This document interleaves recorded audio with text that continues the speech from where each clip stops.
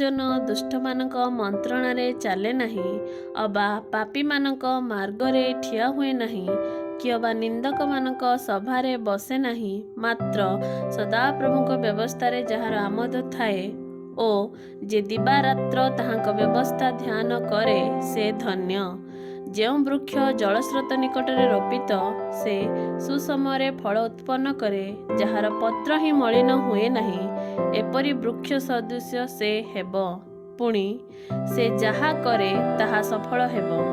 ଦୁଷ୍ଟମାନେ ସେ ପ୍ରକାର ନୁହନ୍ତି, ମାତ୍ର ବାୟୁ ଦ୍ୱାରା ଚାଳିତ ତୁଷତୁଲ୍ୟ ଅଟନ୍ତି।